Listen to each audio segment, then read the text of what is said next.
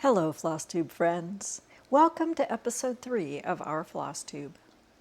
Today's episode, which we are calling Tool Talk, is all about our favorite tools and gadgets that we use to make our stitching more enjoyable. Some of them you may be very familiar with, probably even use yourself. Some of them you may be familiar with, but not in the way that we are using them and repurposing them for our stitching. One had all of us scratching our heads when the owner brought it out. It's called an athicot, and we had never seen one. And until she told us what it was, we had no idea. I hope you will enjoy this episode. I hope it will inspire you. I hope you will look at toys and tools differently after this, and I hope you'll learn something. I know we like to learn, so if you have a favorite tool or gadget that you use, please share it with us in the comment section. We would appreciate it. In the meanwhile, here is Tool Talk with my friends and I. Thanks for watching. Hi, we're talking about our favorite embroidery tools. One of my favorite embroidery tools has a very strange name, and a lot of people don't know what it is. This is it. This is called an athicot, A-F-I-C-O-T, like apricot, but not. It is a tool that was actually developed to replace something that was used in France in the lace making industry, that they actually used to use a real lobster claw, and they used the lobster claw to smooth out the tapes of lace in their swirly designs. And there's literally a video where it shows somebody using a lobster claw to smooth out the lace after they take it off of its card. Anyway, it's used in embroidery for burnishing. Like if you do satin stitch, you use this, and it has an incredibly smooth finish. It fits in your hand beautifully, and you use it and you rub the top of your satin stitching, and it turns it really smooth, like shiny. It's a wonderful tool. It's you can use it to push and manipulate your gold work coils. You can use this very sharp little tip to manipulate things when you're doing stump work. Like you can wrap your wires around it to shape them in all different sizes as you go down the thickness of this thing. Anyway, this is one of my favorite tools. It's called an athicot, and it's also a wonderful pipe if you want to pretend to be Sherlock Holmes. Watson, the game's afoot.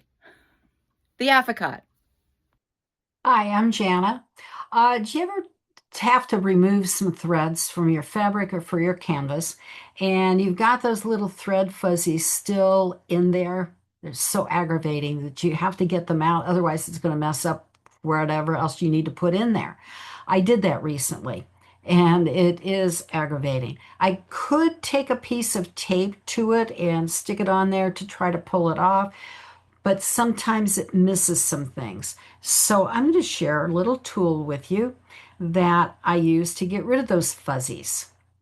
So here's where I started to stitch something in, and it was over one thread, which meant it really left fuzzies behind.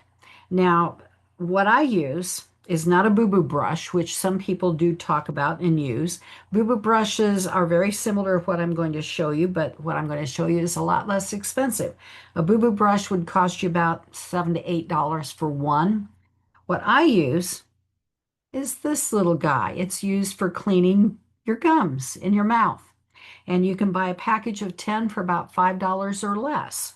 So it's got the brush on the end of it. So all I have to do is start brushing this away, and it will help eliminate a lot of those fuzzies.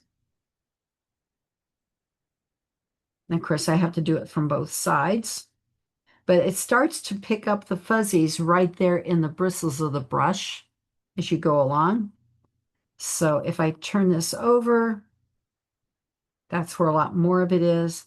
So I can use the brush to get rid of some more of it. And by the time I get finished with this, you'll hardly be able to tell that I had any kind of thread left over. So I'm probably going to have to go to the other side, but you can see that an awful lot of what I started with is already gone. So this will probably finish it off. So instead of buying a boo-boo brush for about $7 to $8 each, I just pick up a package of these little guys and have 10 of them that I can reuse. I can put them in several different embroidery kits that I might have around if I go to a class. And you can clean them off and reuse them. So that's, instead of a boo-boo brush, I use a little gum brush. Just make sure you get the ones that do not have flavors in them. You don't want the mint flavored because it's going to have extra chemicals. So hope you enjoy using that brush to get rid of some of the remnants of those threads that just hang around your canvas or your linen, other fabrics. Hi everyone, this is Wendy from the EGA Membership and Marketing Committee, and I'm here to tell you about one of my favorite tools. This is a smasta pencil case, and you could see it spelled S-M-A-S-T-A right here on the bottom part. If you do a Google search for smasta pencil case, you should be able to find a place to purchase it.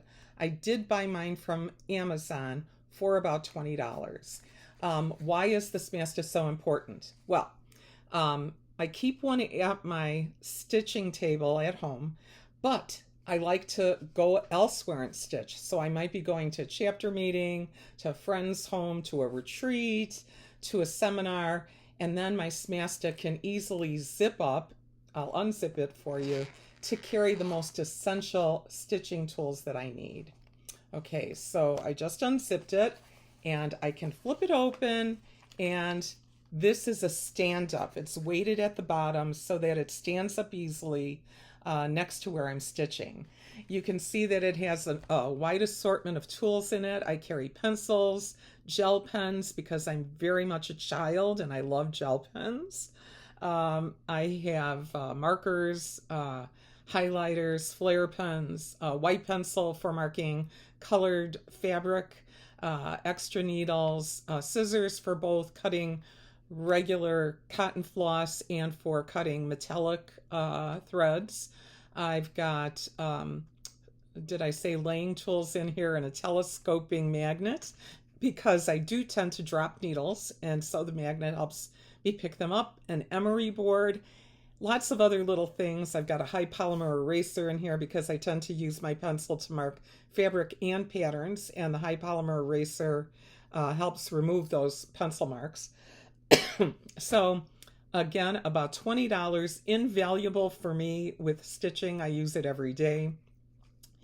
And I hope that you'll find this helpful, and thank you for listening to this video. Bye. Hi, my name is Linda, and I'm with the Embroiderers Guild of America, or EGA. And today, I'd like to share with you one of my favorite embroidery tools. Fairly recently, I became interested in wool applique embroidery. And I visited the Sue Spargo Folk Art Quilt Shop, which is, fortunately or unfortunately, very near my house. While I was there stocking up on all the new tools that I'll need and all the new fabrics that I would need for wool applique, I found these scissors. These are Karen K. Buckley embroidery scissors. And I'd like to tell you a little bit about them and why I like them so much. First, they come in a variety of sizes. I happen to have two of the sizes. One, I use the bigger set, the bigger pair, for my larger cuts. Then I use this little pair for more precise cuts, like the center of the blossom. They're very, very sharp, and they cut right to the very tippy end of the point. So you get very, very, very precise cuts. They also have this serrated edge. It's very fine, and you can barely see it, but you can feel it if you run your finger across the point. Don't run your finger across them too severely because you will cut yourself. They're really sharp. The thing about the serration is it grips the fabric so that you don't veer off course when you're cutting. They have roomy handles for my arthritic fingers, and they come with a safety sheath. Karen K. Buckley embroidery scissors. Now, I have also discovered that these scissors not only work for wool embroidery, but they also are perfect for cutting fabrics, threads, silk ribbon. They're just very versatile, and they're very sharp and very precise, and I think they're just one of my favorite tools. I'm so grateful that I found them. Thank you for watching. I hope to see you again. Bye. Hi, Ina here, and I value my portability when I stitch, so truthfully I don't use a whole lot of gadgets. But one of the things that I find slows me down is when I'm doing counted work, I have to keep track of where I am. So instead of counting over and over again, and then having to pull the cap off a highlighter, and using a chart, paper chart, that's either on a magnet board or in my lap, I have found some interesting gadgets that give me a little bit of speed and are a little bit easier to use. I was at a retreat the other month, and one of the ladies passed out these spools of removable highlight tape. And that was a game changer for me. I just loved it. You just tear off a little bit and you put it on where you're going, and you put it on where you've been, and at that point you always know where you're starting. After you finish a row, you just reposition it. It's easy peasy, it's lightweight, it's very portable. Lately, though, I've discovered something even better. And that is my iPad. I've often used an iPad,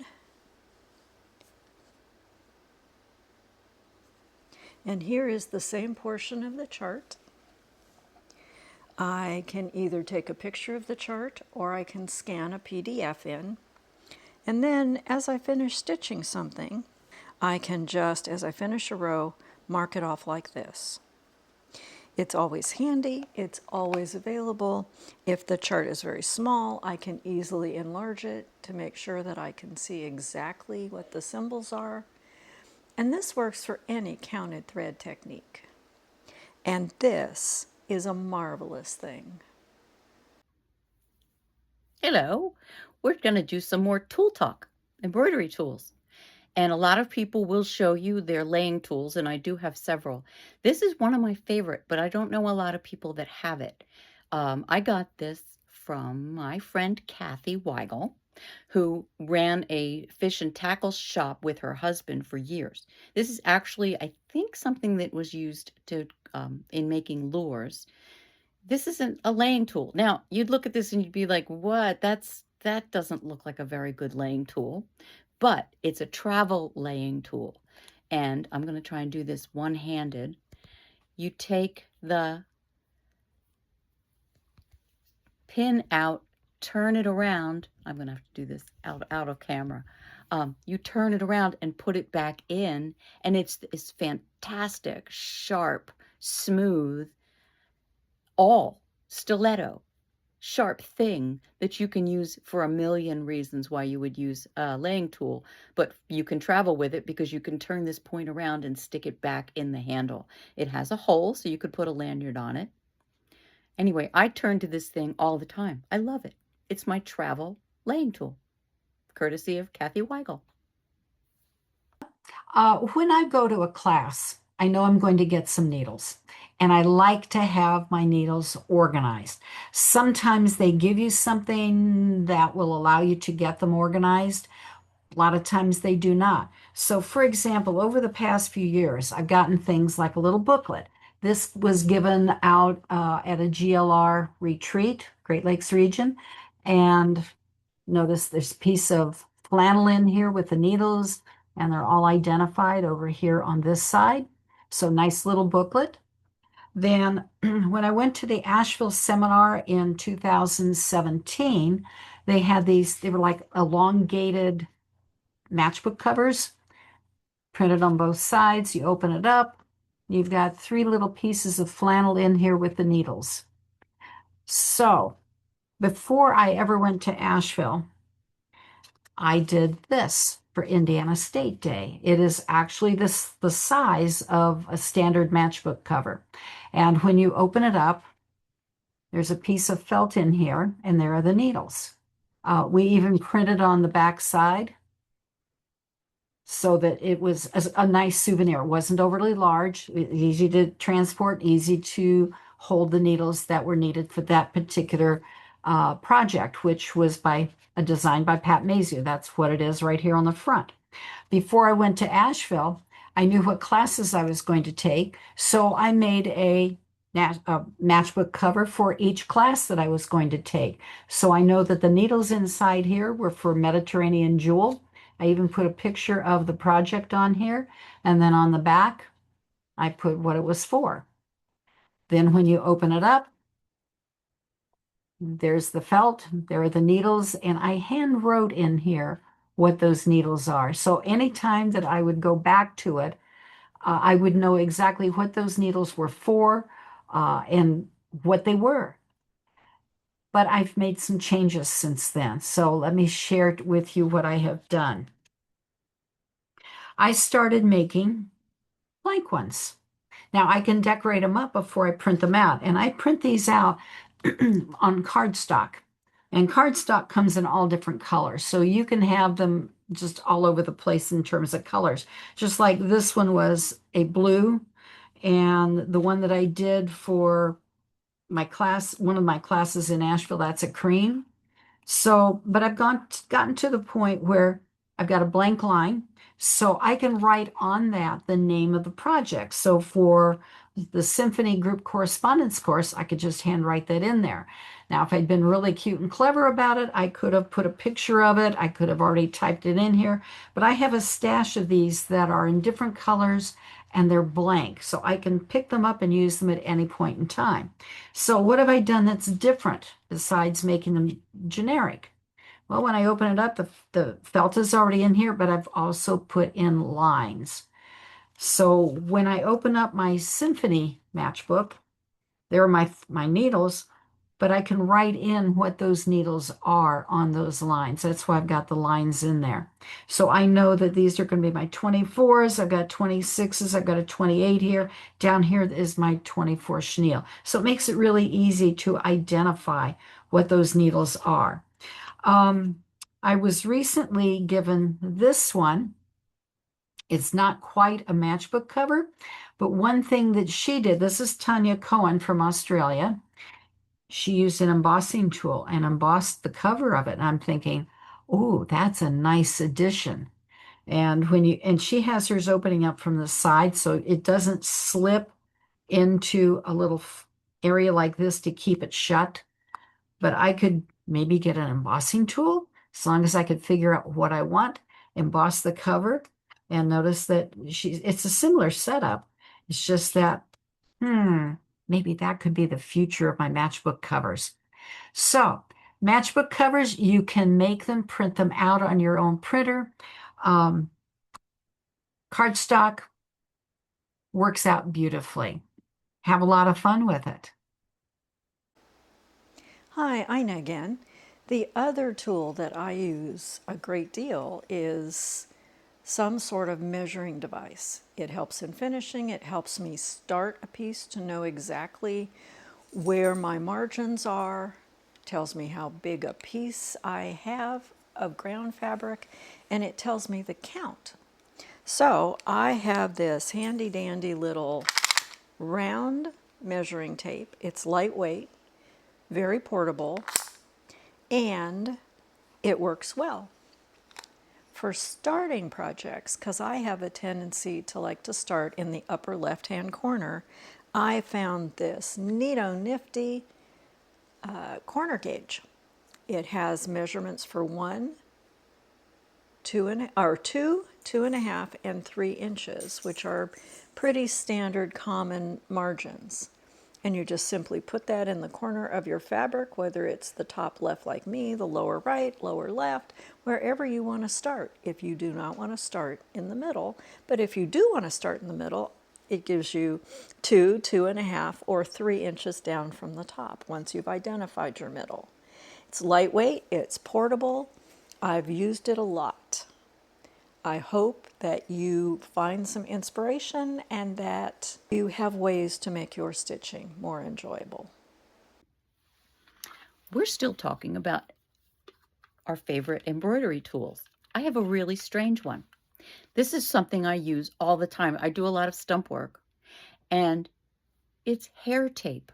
You can get this still on Amazon. They used to sell it in all the different beauty areas of the drugstores. I don't know if it's still available at retail. It's pink. It's made of a very strong mesh sort of fiber, like paper. It's like paper, but it's very strong. And it comes in on a dispenser. And what do I use it for?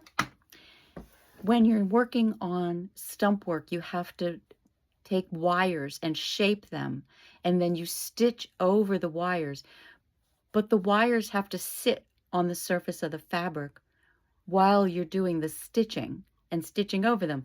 And your thread continually gets caught up on the wires that are sitting on the surface of the fabric. So I take a piece of hair tape and tape down my wires with the hair tape. Now this one I've only done one petal, but when I get 6 of these on here, each one of the 6 will have hair tape holding its little wire down. It's soft. It molds nicely to the fabric. It's not like masking tape. The edges don't come off. It's really strong. And when you go to pull it off, it completely comes off. I love it. So one of my favorite embroidery tools, hair tape. Hi, I'm Jana, and I'm here today to talk to you a little bit about laying tools. I have multiple laying tools because I've tried a lot of different ones over the years. The whole purpose of a laying tool is to make sure that your threads lie nice and smooth. So, for example, if you're using multiple strands of silk or multiple strands of just a cotton floss like DMC, you want them to lie smoothly together like this as opposed to letting them crisscross a little bit, because it will catch the light differently if they crisscross than if they lie like this. This one, you can get that really nice sheen going. Same thing would be if you are laying a ribbon. You want to lay a ribbon because you don't want any of the twist to get in it. You want that ribbon to lie nice and smooth so you can get the full effect of the ribbon and not have any light catch it in a different way that would detract from other areas. So I'm going to show you some different laying tools. I've got my favorites. The very first one, though, that I ever used is this one. This is a trolley needle. And essentially, it's like having a big tapestry needle that welded onto this piece that fits over your finger. I've seen people wear it on their index finger, their non-dominant hand. They can wear it this way. They can turn it around. They wear it this way. I've seen some of them wear it on their thumbs. But the whole idea is to use this so that if you have these multiple strands, you will use that needle to guide it, and you can see the strands right now on the needle are perfectly side by side, which means that if you use it to guide it into your fabric as you do the stitch, it will lay nice and smooth so that the light will catch all of the strands evenly and you get that lovely satin looking finish. If you allow it to twist, then it will detract from it. But the laying tool for me, I was never terribly comfortable with it. It's one of the cheaper alternatives, but it just was not for me. So what I have here is basically my laying tool collection of all the different ones I've either been given or I have tried. To me, a laying tool should have a thin uh, part to it with a very small point. So while these wooden ones are beautiful, and I love wood tools, it's thicker. It does have a nice point to it, but that's the whole point here, literally. It is very thick. So to me, it makes it more difficult to keep things smooth because you've got all that thickness. That's probably just a personal quirk of mine, but so you have it. Then I have this little guy, which was given to me. It's a very nice one. It has a very thin point on it. This is not very thick, and it's just that's what it is. But to me, this point was not quite long enough. This one, the problem with this one, it's pretty with all the silver and everything in it, but I think you can catch the fact that it doesn't look very smooth. And yeah, it would probably catch on some of the silks that I use, and you don't want this to snag your silk. So that to me is an issue. Um, this one is a quill. Now, they recently came out with some quill laying tools that were shorter and smaller than some of the others. And this one is indeed very thin at the top. So this one could be totally usable, at least as far as I'm concerned, and to help you guide that thread into your fabric so that it's nice and smooth and laying side by side. So I use one of these on occasion. If I get desperate, then Tulip makes one of these that has a very thin point.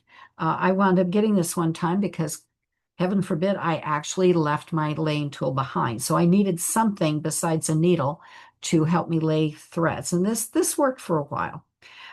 This one is fine for me. It's another one. It has a very smooth, sharp point. Um, it for me, it just felt a little out of balance, as did this one, which has a lovely handle on it. Friend gave this one to me, and it has my long point that I kind of like, and it's very thin at the top. So I can lay things with it very well. This one is the best laying tool. That's the name of it. I'm not calling it the best laying tool, but that is actually the name of it. And it's looks just like that. One of the nice things is that this does not roll because it's all squared off, which is very nice. So you don't have to worry about where's this thing running off to. So this is one that I have used, but the one that I truly fell in love with initially was this one. This is a Tekobari, Tekobari. This has been around the block a few times over the years. And notice it has that squared off handle, but it's also a slightly smaller handle than the best laying tool. And it's just slightly longer than the best laying tool. This is the one that truly got me hooked on laying tools. For me, it's very balanced. It fits my hand nicely. So I don't use this one very much, but the one that I use all the time is the cheapest of them all. It's bone. And I believe these originally were like a bone needle, but notice it's about the same length as the Tekobari, and it has a flat side, so it doesn't roll very much. And it's almost exactly the same kind of form factor that the Tekobari has in terms of the thinness of it. I think I bought these for about $4. The Tekobari is a bit more expensive because of the metal, and I believe they're handmade. But using a laying tool is an indispensable part of your needlework toolbox because you want threads to lay like this and not to be all jumbled up like that. So laying tools, they're all different kinds. I highly recommend that if you aren't using one, that you start using one, but you need to try them out. You may be a person that the trolley needle is perfect for you. It was not for me. It may be for you. Or maybe one of these others will be something that you will feel that fits your hand better. So that's how I look at it. How does it fit my hand? How does the weight feel? Does it have a thin point up at the top so that I can guide those threads into my fabric and get it done very smoothly? So that's one of my favorite gadgets. And another tool I want to tell you about today is something called tiger tape. This is an interesting little tape. It's sticky on one side and it has 1/8 inch marks on the other side. I do think it has different um, lengths of between marks on depending on the type of tape that you purchase from Tiger Tape. But the way that I use it is to help me transfer from being primarily a counted stitcher to being more of a surface embroiderer. In the class that I took, the instructor told us that we could use graph paper, 1/4 inch graph paper, and kind of pin that down on the fabric that we're stitching on in order to get consistency of stitches. And here you can see I'm doing coral knots, and I don't want the space between these stitches to vary a whole lot. I want it to be consistently 1/4 inch apart. So I put my tiger tape on the fabric and I make my coral knots in 1/4 inch increments, and voila, I'm done. The tape has very little glue on it, so it just comes off. It was made specifically for quilting, and I have some lovely spaced coral knots here on my knot sampler. So I hope that you'll find this helpful. 1/4 inch graph paper also does work. You just cut off a strip and pin it down. I like the fact that the tiger tape is a little bit more flexible and you can stick it on without pinning. So, hope this is helpful. Thank you.